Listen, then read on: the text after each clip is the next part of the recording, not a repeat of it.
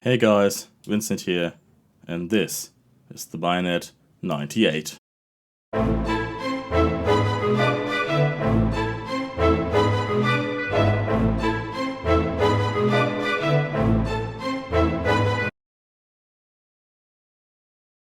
Just as a short clarification here, this video is going to be part 1 of 2, since there are two different models of the 98 Bayonet. The old pattern and the new pattern. In this video, we're only going to talk about the old pattern and the reasons why it got replaced by the new one. And with this out of the way, we can take a closer look at our bayonet. The Bayonet 98 new model is a thin, sword or needle style bayonet featuring the Mauser mounting system with a single H-shaped rail. The blade and the handle are made from steel with a single wooden grip piece. It has a black leather sheath with metal parts. The overall length is 652 mm. The blade itself is 520 mm long, between 20 and 25 mm wide, and 7 mm thick. Without the sheath, the bayonet weighs around 420 grams.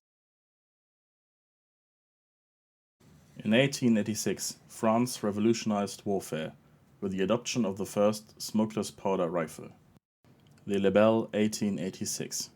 Germany had to react quickly and adopted its own smokeless powder rifle just 2 years later, the Rifle 88. In 1898, after only 10 years of service, the Rifle 88 would be replaced by the now legendary Mauser Rifle 98. And together with the new rifle came a new bayonet. The Bayonet 98 old pattern was officially adopted in late 1898, and troops got their hands on it in early 1899. It was the first Imperial German bayonet that used the Mauser mounting system with a single H-shaped rail. It was thought to help precision shooting with a mounted bayonet, since there is no muzzle ring interfering with the barrel. The Bayonet 98 old pattern served the infantry until 1902, when it got replaced by the Bayonet 98 new pattern. The only war the Bayonet 98 old pattern was ever used in was the Boxer Rebellion, or Boxer Uprising. And to understand the reasons why the 98 old pattern got replaced, we have to take a closer look at this almost forgotten conflict. To cut a long story short, the Boxer Rebellion was an anti-colonial war fought between Western colonial powers and a national Chinese movement called the Boxers.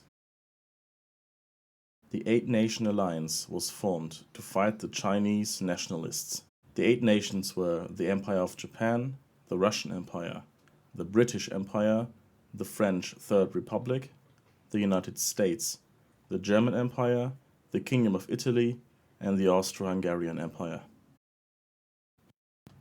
Expeditionary corps were sent to help the already fighting troops that were stationed in the diplomatic district of Beijing. This war was the perfect opportunity to show off some of the new weapons. Russia had just adopted their Mosin 1891, Austria-Hungary their 1895, and Germany the Rifle 98. And so on. You get the idea. All troops of the German East Asian Expeditionary Corps were equipped with the new rifle and carbine 98, together with the Bayonet 98 old pattern. I'm really lucky that I can show you guys one of those early rifles 98 that were used in the Boxer Rebellion and 2 bayonets marked to the East Asian Expeditionary Corps. Different to the Rifle 98, the Bayonet 98 old pattern didn't pass the test of battle during the Boxer Rebellion. The long and thin blade would often bend and was not always able to penetrate the thick winter clothing of the Boxer warriors during close quarter combat. Another problem was the handle. It was weakly constructed and couldn't stand the pressure of the bayonet fighting and would bend as well. The single grip piece was also a point of concern. Cracks were forming under the pressure after the wood got wet and dried too quickly. All of these problems led the Imperial German Army to adopt a new pattern of bayonet, even though not all of these problems got fixed.